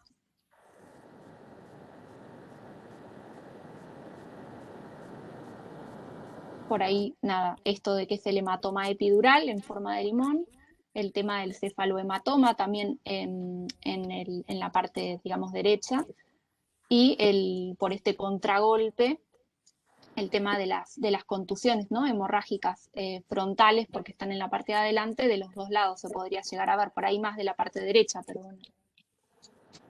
Y ahí en la última imagen, que ahí leo la consigna, que dice: estas últimas imágenes corresponden a otras ventanas y también representa una reconstrucción 3D.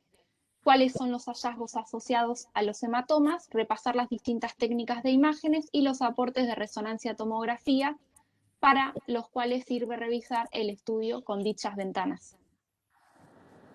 ¿Ahí qué les parece? ¿Que sigue siendo la misma ventana? ¿Cambió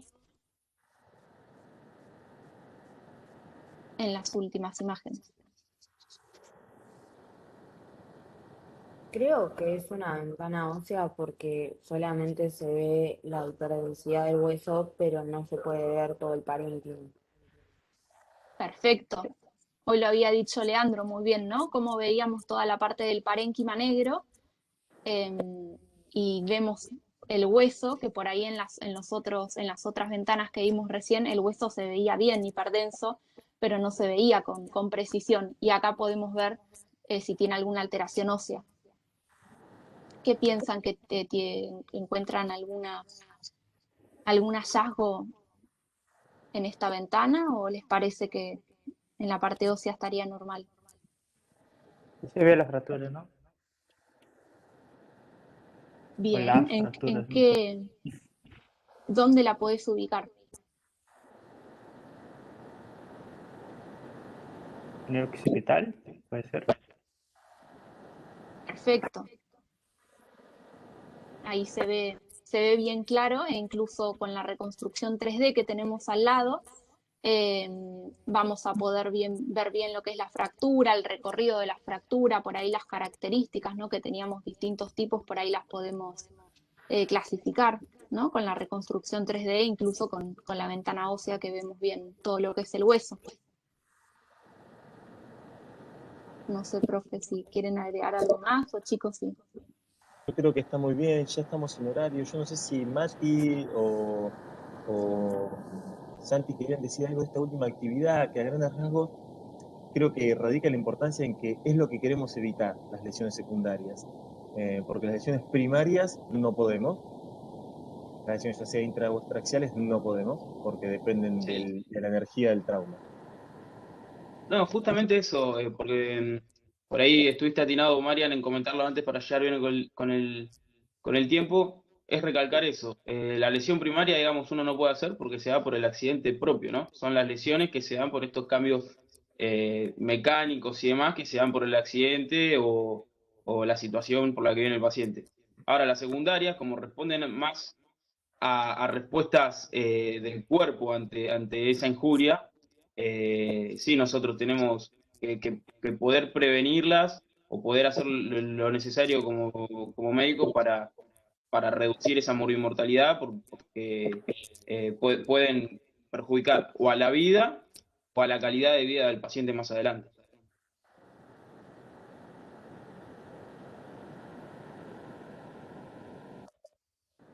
Perfecto. ¿Escucho, no? Bueno. Bueno. Sí, estuvo perfecto, Mati.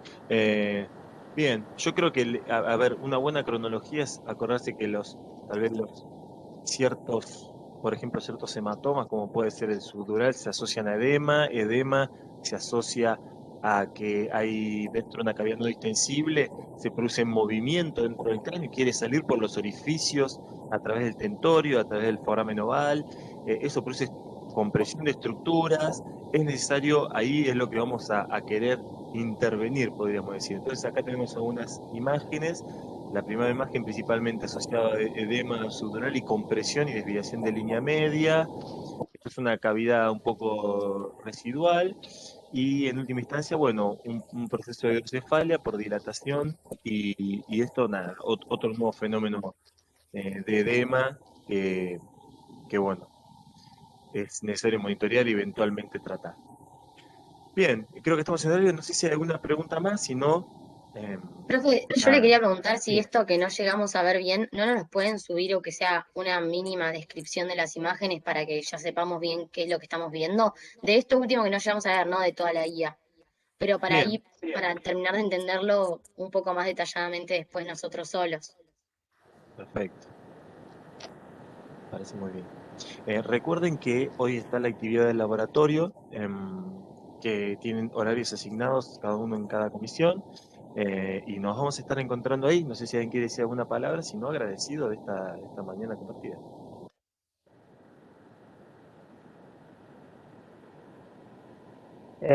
No, gracias, profe. Me parece que el contenido está muy bueno, pero tenemos que revisar no sé cuántas veces porque no, para mí personalmente me cuesta, ¿no? A mirar y a como tener más claro qué está pasando, pero está muy bien y gracias por todo. No, faltaba más, Víctor, escúchame. Recuerden, tanto para vos como para todos y todas, nosotros no vamos a hacer tanto hincapié en tirarle una imagen, así como así. Generalmente, si hacemos el ejercicio, lo vamos a hacer en un contexto, con un relato, para que puedan en alguna medida tener presente el Glasgow y determinar si solicitan o no una neuroimagen y ver algo de la mecánica de esto, de la descripción de la imagen. Eso principalmente es lo que le vamos a solicitar, no le vamos a pedir que haga un diagnóstico último final. Así que nada, es un ejercicio, los convoco a estar en la próxima, incluso el próximo viernes en la clase de repaso, previo al parcial y bueno, y seguir haciendo este ejercicio juntos. Gracias. Gracias a ustedes. Felicitarlos también, porque estuvieron